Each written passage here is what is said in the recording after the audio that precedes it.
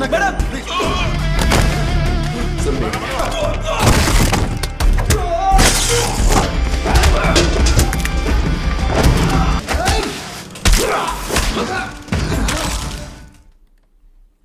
sahabat, Assalamualaikum. Semoga sehat selalu dan senantiasa berbahagia. Terima kasih ya sudah subscribe dan menyimak video-video LK21 Revive. Semoga Tuhan Yang Maha Esa selalu memberikan rezeki yang berkah dan berlimpah ruah tentunya untuk sahabat semua. Nah, kita sapa-sapa dulu nih ya para penonton setia LK21 Revive. Terima kasih buat Sinta Yasih, Jamil Muhammad Palembang, Kokofan Karim dari Semarang, Silionto Bojonegoro, Sudirman Agus, Endang Suhendar dari Bogor, Erik Fazar dari Makassar, Obi Indra dari Binjai, Yopi Hariarsyah dari Zimbabwe, Sukarni Mornot dari Blitar, dan buat teman-teman semua yang belum mimin sapa, nanti di next video ya. Oke, kali ini LK21 Revive akan membawakan sebuah alur cerita film yang berjudul Sapta Segradace 2024. Bagaimana keseruan filmnya? Nggak perlu banyak basa-basi, ini dia alur ceritanya.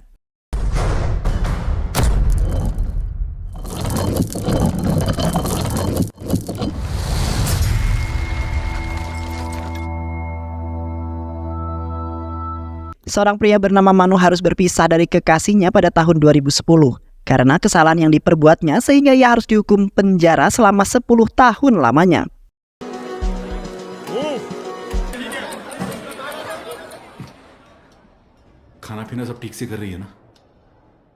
Setelah tahun 2021 dia kemudian dibebaskan. Dia langsung mencari kekasih yang sangat dicintainya itu. Dia kemudian mendapat kabar bahwa sang kekasih terpaksa dinikahkan dengan seorang pria yang tidak dicintainya. Apalagi pernikahannya diperburuk dengan kondisi ekonomi yang membuat mereka harus hidup dengan sangat sulit. Sang suami yang awalnya kaya harus kehilangan bisnis karena sebuah wabah penyakit. Karena cinta yang belum pudar, Manu berusaha untuk membantu kondisi ekonomi keluarga dan juga sang kekasih, serta melawan Soma dan gengnya yang memiliki dendam terselubung dengan Manu.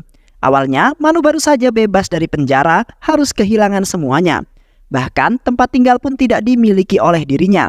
Untung, dia memiliki teman yang cukup royal dengan dirinya. Sehingga dia diberikan tempat tinggal, walaupun hanya berupa seperti gudang yang tak terpakai. Temannya yang bernama Frankas cukup kasihan dengan Manu. Dia kemudian menasihati Manu bahwa kehidupan di luar setelah di penjara dia akan semakin sulit. Ditambah lagi dia harus melupakan semua masa lalunya. Setelah menasihati hal tersebut, Frankas kemudian memberikan Manu untuk istirahat. Manu yang merindukan kekasih tercintanya memilih untuk mendengarkan rekaman yang pernah dibuat oleh mantan kekasihnya itu. Isi rekaman itu menjadi satu-satunya harapan yang dimiliki oleh Manu, yang mana isinya adalah sebuah keinginan dari mantan kekasihnya setelah Manu keluar dari penjara. Hal tersebut yang kemudian selalu menjadi semangat Manu untuk mewujudkan keinginan mantan kekasihnya itu. Kondisi Manu yang saat ini serba kekurangan mengharuskan dirinya untuk mencari sebuah pekerjaan agar dapat menyambung hidupnya. Manu kemudian bekerja di sebuah percetakan yang khusus menerima pegawai mantan narapidana. Manu benar-benar banting tulang dari pagi hingga siang. Dia tak pernah berhenti untuk bekerja. Ditambah saat malamnya lagi, dia melanjutkan jerih payahnya dengan bekerja sebagai seorang supir online dengan mobil yang dipinjamkan oleh Frankas. Di saat Manu sedang senggang, dia lebih memilih untuk menikmati rekaman suara yang terus ia ulangi tersebut. Hanya kegiatan itu yang terus ia lakukan. Hingga akhirnya, Manu kemudian merasa bosan atas rutinitasnya itu. Sesaat dia tersadar bahwa sebagai manusia normal, sudah saatnya dia untuk memenuhi kebutuhan batinnya. Manu kemudian mencoba untuk berbicara dengan Frankas agar menemukan solusi dalam kehidupannya. Atas saran temannya tersebut, Manu akhirnya menyewa jasa PSK. Manu ditawari beberapa pilihan wanita yang disediakan untuk menemaninya. Tak perlu pikir panjang, mata Manu langsung tertuju dengan seorang wanita yang bernama Surabi. Surabi kemudian menjadi wanita yang dipilih oleh Manu. Namun, mengingat Manu belum pernah berhubungan dengan wanita lain selain mantan kekasihnya itu, dia cukup canggung meladeni Surabi. Namun, Manu berusaha keras untuk membayangkan bahwa Surabi itu adalah pria, mantan kekasihnya dulu. Akhirnya Manu bisa menikmati malam itu bersama Surabi. Surabi yang menyadari bahwa Manu terlihat menutup matanya seperti sedang membayangkan sesuatu dibuat cukup penasaran. Siapa wanita yang dibayangkan oleh Manu tersebut? Akhirnya di sana Manu cukup terbuka dengan Surabi. Dia menceritakan semua masa lalunya kepada wanita yang baru saja dikenalnya. Dia pun tak segan-segan untuk menceritakan tentang mantan kekasihnya yaitu pria. Mendengar hal tersebut, Surabhi cukup simpati dengan keadaan Manu saat ini, seorang pria yang sedang kehilangan cintanya. Manu kemudian memilih pulang dan mendengarkan kembali rekaman suara yang masih tersimpan. Bahkan, Manu semakin nekat untuk menelpon Pria. Saat telepon itu diangkat, justru Manu malah terdiam dan tidak mengeluarkan sepatah kata pun. Keesokan harinya, Manu pamitan dengan Frankas. Dia pamit untuk pergi mencari kehidupan yang baru. Frankas mendukung keputusan Manu karena menurutnya Manu harus melupakan semua kenangan yang ada di kota ini. Namun masih ada keinginan dari Manu untuk bertemu dengan Pria. Sebelum akhirnya Manu pergi menjauh, dia bertanya pada Frankas untuk melacak keberadaan Pria melalui sebuah teleponnya. Namun Frankas menyarankan Manu untuk segera melupakan Pria. Apalagi Pria sudah berkeluarga. Frankas malah mendukung Manu bersama dengan Surabhi. Mendengar perkataan Frankas yang masuk akal, Manu akhirnya mengiyakan apa yang dikatakan oleh Frankas. Manu kemudian pergi menemui Surabhi dan kedatangan Manu disambut baik oleh Surabhi karena dia akan mendapatkan uang lagi. Namun Manu mengungkapkan tujuannya bahwa dia datang untuk mengajaknya pergi menonton bioskop. Dengan cepat Surabhi menolaknya karena dia ingin fokus untuk pekerjaannya saja. Manu terus membujuknya dengan menjanjikan sebuah uang pada Surabhi. Mendengar hal tersebut, Surabhi langsung setuju dengan ajakan Manu. Surabhi dibawa pergi nonton bioskop. Di sana, Manu selalu teringat akan mantan pujaan hatinya. Namun ada sedikit perbedaan dari Surabhi dengan Pria. Surabhi kurang suka kondisi laut. Hal tersebut tentu berbanding terbalik dengan Pria. Kencan mereka tidak berlangsung lama karena Surabhi harus melayani pelanggan selanjutnya.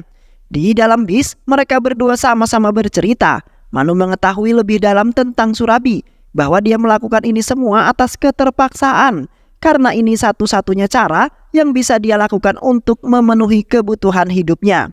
Diketahui juga bahwa Surabhi sebenarnya ingin menjadi seorang dokter. Mendengar hal tersebut, Manu cukup simpati dengan cerita yang diberikan oleh Surabhi. Setelah itu, Manu juga bisa mencari lokasi keberadaan Pria. Tak lama kemudian, Surabhi berhasil menemukannya. Dengan sangat semangat, Manu langsung mendatangi lokasi yang diberikan oleh Surabhi. Dia menemukan Pria yang sekarang bekerja di butik. Dia memilih untuk mengikuti Pria sampai pulang ke rumah. Akhirnya dia mengetahui bahwa sekarang Pria sudah memiliki seorang anak. Manu akhirnya mengetahui tempat tinggal Pria. Melihat pemandangan ibu dan anak yang ada di hadapannya itu membuat Manu sedikit bingung. Pasalnya, Manu pernah berencana bersama Pria untuk tidak langsung memiliki anak. Tapi kenyataan yang dilihatnya kini benar-benar berbeda. Ia kemudian menjadikan stasiun kereta yang terbengkalai sebagai base camp-nya untuk memantau kehidupan mantan kekasihnya itu. Karena itu, dia juga mengetahui bagaimana kehidupan suaminya Pria. Manu sangat yakin bahwa mereka sedang dalam kondisi yang sangat buruk. Namun, kelakuan Manu diketahui oleh Frankas. Dia kecewa dengan Manu karena masih selalu saja mengurusi mantan kekasihnya itu. Apalagi selama 10 tahun Manu mendekam di balik jeruji besi, tak ada kepedulian yang datang dari Pria. Hal itu kemudian membuat Frankas ikut kecewa dengan sikap Pria. Namun, Manu masih bersikeras dengan pendiriannya. Karena cinta yang menguatkannya, Manu kemudian menemukan suami Pria akan pergi. Hal tersebut membuat Manu langsung mengikuti pergerakannya. Hingga akhirnya mereka berhenti di sebuah bar. Ternyata suami Pria saat ini adalah seorang pemabuk. Tak sampai di situ saja, dia juga mendapati Pria bekerja sampingan sebagai seorang PSK. Hal itu semakin membuat yakin Manu jika Pria sedang dalam keadaan tertekan atas pernikahan yang ia lakukan. Hal tersebut membuat Manu ingin mencurahkan semua gundahnya kepada seseorang. Manu memilih Surabhi yang dijadikan teman berceritanya. Di sana, Surabhi menasihati Manu untuk tidak berlarut-larut dalam perasaan cinta. Karena menurut Surabhi, cinta itu akan membawa air mata. Manu disarankan untuk segera menikah oleh Surabhi. Mendengar hal tersebut, Manu tiba-tiba memberikan sebuah kalung sebagai simbolis cinta yang diberikan olehnya. Sambil menanyakan di mana Surabhi ingin menikah. Secara tak langsung Manu telah mengajak Surabhi menikah. Namun di saat yang bersamaan juga, Manu selalu membayangkan bahwa Surabhi itu adalah Pria. Keesokan harinya, Manu menyantap makan siang bersama Frankas di warung makan. Namun makanan yang disajikan tercium bau busuk dari ikannya, sehingga membuat Frankas protes dengan pelayan kedai itu. Frankas kemudian meminta pelayan itu untuk memberitahu siapa pemiliknya. Akhirnya diketahui pemilik kedai itu adalah suaminya pria. Frankas kecewa kepada Manu karena dia masih saja membawa dirinya makan di tempat ini. Tujuan Manu mengajak Frankas adalah untuk membuktikan bahwa perkataan terhadap suami pria itu adalah benar. Frankas sangat kecewa, bahkan dia memperingatkan Manu jika dia masih terus-terusan masuk ke dalam hidup pria. Frankas akan marah besar pada Manu. Kedatangan Manu ke kedai itu juga memiliki maksud yang lain, yaitu mengambil kunci rumah pria atas keteledoran dari suaminya pria. Akhirnya dia berhasil mendapatkannya. Dia mendatangi rumah pria dan perlahan-lahan masuk ke dalamnya, sambil rekaman memori yang teringat oleh Manu akan rumah yang diimpikan oleh pria. Saat masuk betapa terkejutnya Manu, ternyata rumah pria jauh lebih buruk dari yang diperkirakan olehnya. Hal tersebut tentu sangat jauh dari rumah keinginan pria. Di saat yang bersamaan, tiba-tiba pria dengan kunci cadangannya masuk ke dalam rumah tersebut. Untungnya, Manu berhasil untuk bersembunyi dan keluar. Namun kelakuan Manu dilihat oleh seorang pria yang akhirnya meneriakinya. Manu langsung berlari menjauh dari tempat tersebut. Meski sudah berlari sekencang-kencang mungkin, Manu terperangkap oleh jalan buntu yang akhirnya membuat dirinya tertangkap. Pria yang mengejarnya itu ternyata adiknya pria. Manu yang awalnya ingin dipukul, namun diurungkan niatnya tersebut. Di sana adiknya membela suaminya pria dengan mengatakan bahwa kakaknya sudah sangat bahagia dengan kehidupannya saat ini. Apalagi suaminya adalah seorang yang sangat sempurna untuk pria. Namun, semua bukti yang telah didapatkan oleh Manu berhasil membantah semua kebohongan adiknya pria itu. Dia kemudian menceritakan kebenaran yang terjadi, bahwa awalnya mereka hidup di tempat yang lebih mewah. Namun, karena bisnisnya yang mati akibat sebuah pandemi, membuat mereka harus hidup sulit. Hal tersebut sejalan dengan pernyataan suami pria. Namun, ada satu hal yang ditutupi oleh adiknya pria itu, bahwa suami pria adalah orang yang pekerja keras. Hal itu tentu berbanding terbalik dengan pengakuan suami pria sendiri. Setelah mendapat banyak informasi dari adik pria itu memberikan peringatan pada Manu untuk menjauh dari kakaknya. Di saat yang bersamaan, Manu mengenalkan adik pria itu dengan Frankas. Hal tersebut membuat Frankas kembali marah dengan Manu. Keesokan harinya Manu dan Dipak minum bersama di sebuah bar. Dalam kondisi yang sudah mabuk, Dipak dicelakai oleh Manu. Karena Manu merasa jengkel, Dipak tidak bisa membahagiakan orang yang disayang oleh Manu. Manu mendorong Dipak hingga terjatuh dari ketinggian. Namun Manu tetaplah menjadi orang yang baik. Dia merasa bersalah atas apa yang telah diperbuat olehnya.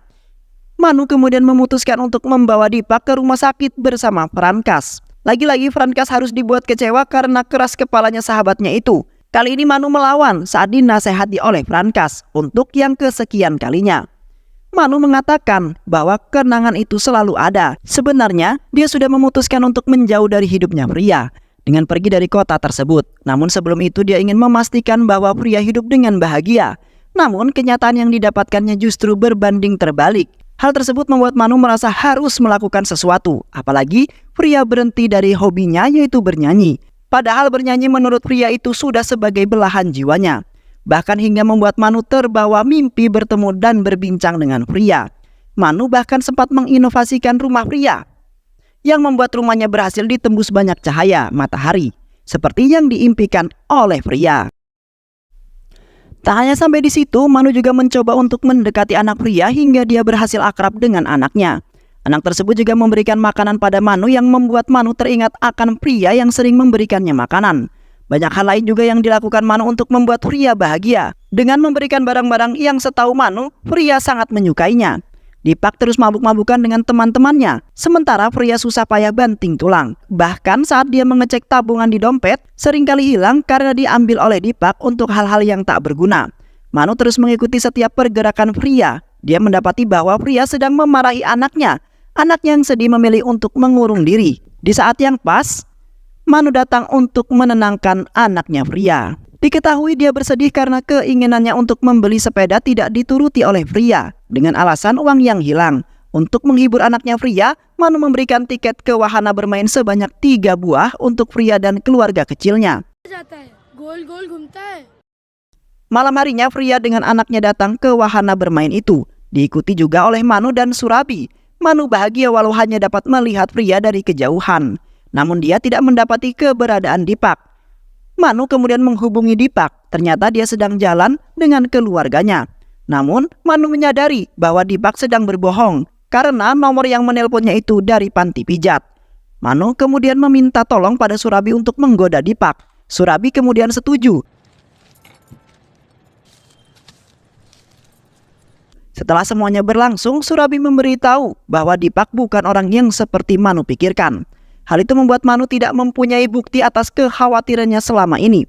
Akhirnya dia menyalahkan Surabhi bahwa dia tidak serius menggodanya. Merasa dituduh begitu saja, Surabhi meluapkan amarahnya pada Manu. Bahkan berkali-kali Manu mencoba untuk menghubunginya, namun ditolak oleh Surabhi. Di sisi lain, kondisi Pria semakin terdesak setelah rentenir yang selalu datang menagih utang milik Dipak. Hal tersebut disaksikan secara langsung oleh Manu yang selalu mengamati pergerakan Pria.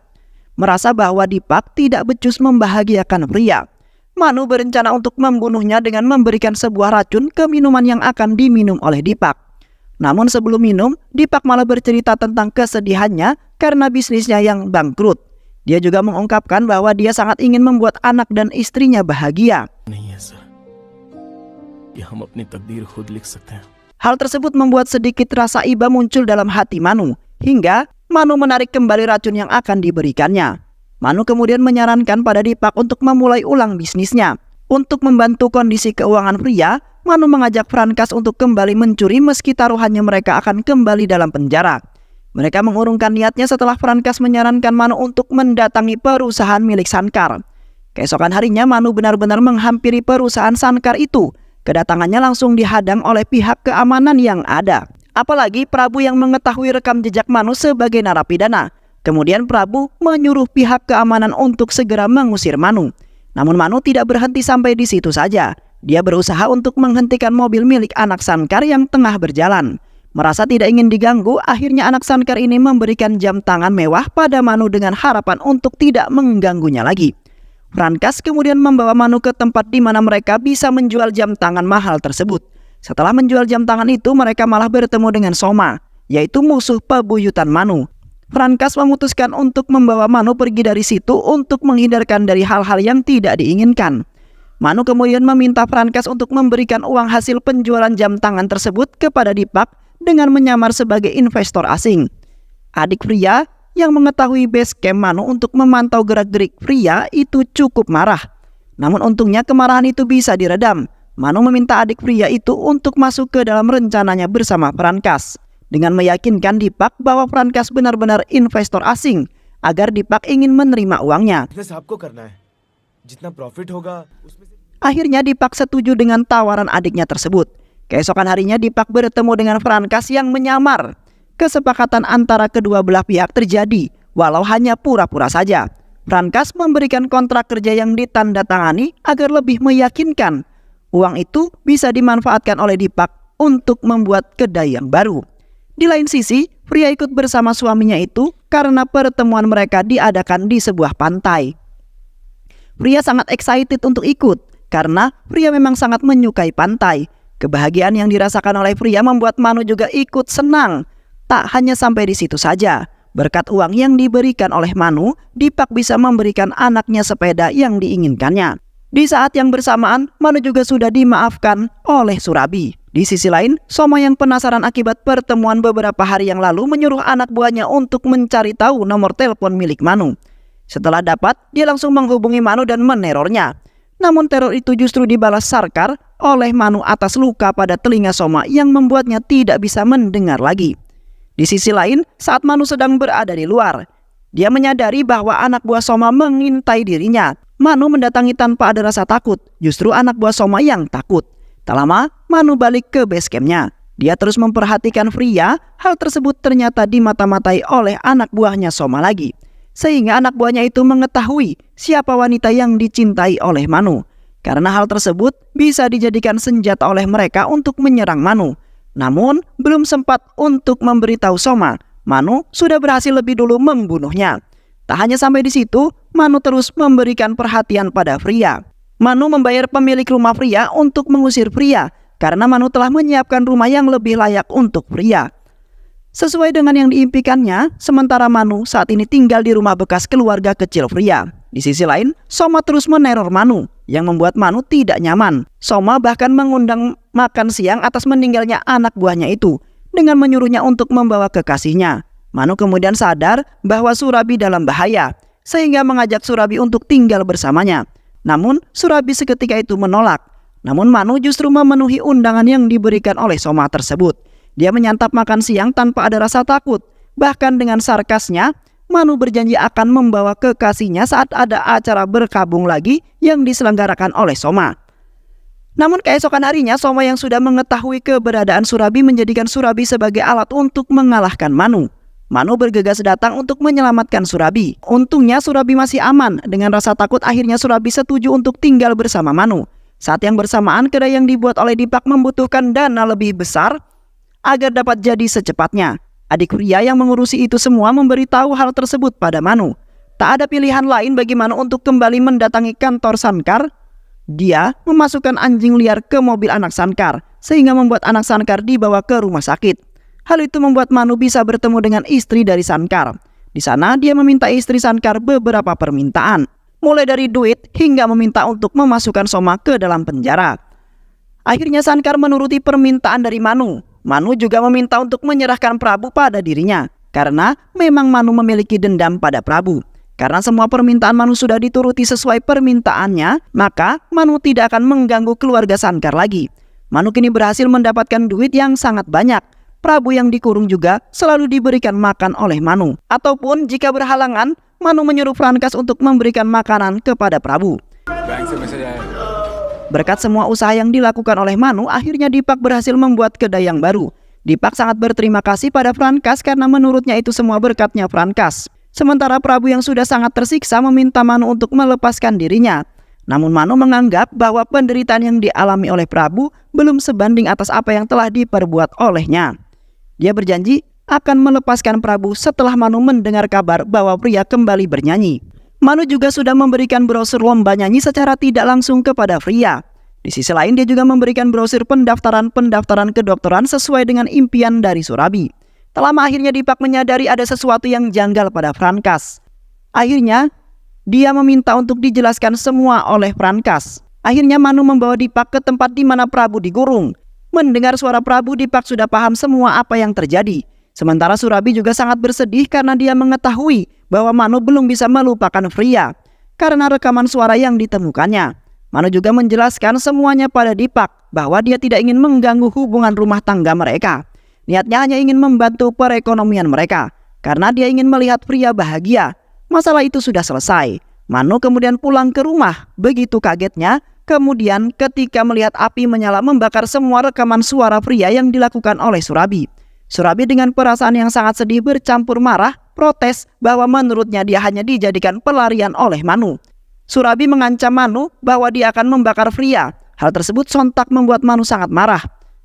Manu menegaskan bahwa tidak ada yang bisa menggantikan posisinya Pria sampai kapanpun. Dan kemudian Manu mengusir Surabhi pergi dari tempatnya. Karena merasa cemburu dengan Pria, Surabhi berniat untuk menghancurkan hidupnya Pria. Namun belum sempat beraksi. Semua yang sudah dibebaskan dari penjara justru menjebaknya dan menyandranya di suatu tempat. Soma meminta Manu datang agar Surabhi bisa selamat. Mendengar ancaman itu, Manu langsung menghubungi Frankas. Di sisi lain, Pria yang dibujuk oleh suaminya untuk ikut kompetisi bernyanyi. Karena Manu meminta kepada Dipak untuk membujuk Pria bernyanyi kembali. Akhirnya, Pria setuju untuk ikut kompetisi yang ditawarkan. Sebelum pergi menyelamatkan Surabhi, Manu menyempatkan diri terlebih dahulu untuk menikmati suara indah dari Pria. Setelah dia melihat sosok Pria dalam kompetisi itu, meski belum sempat menyaksikan Pria tampil, Manu langsung pergi ke markas Soma dan langsung menyerang Soma setelah berhadapan dengannya tanpa banyak bicara.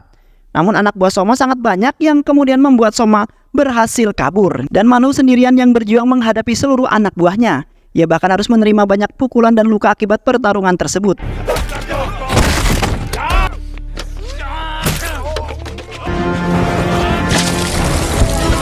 Di sisi lain saat giliran Pria tampil, ternyata dia cukup canggung sehingga dia tidak bisa memberikan suara terbaiknya. Sementara Manu berjuang keras sendirian menyelamatkan Surabhi, bahkan dia harus menerima luka tembak dari Soma.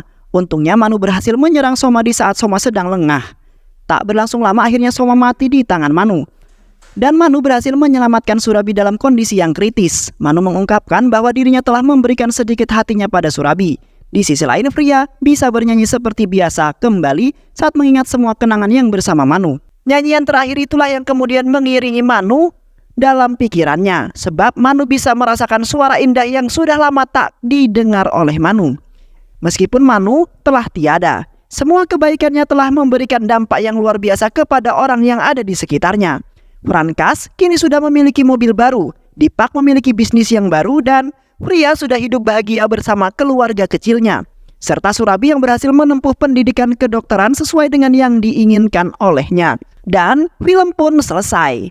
Baik sahabat, itulah alur cerita film yang sangat luar biasa yang berjudul Sapta Sagranaja 2024. Mudah-mudahan sahabat semua terhibur dengan alur cerita film ini. Sehat selalu. Wassalamualaikum warahmatullahi wabarakatuh.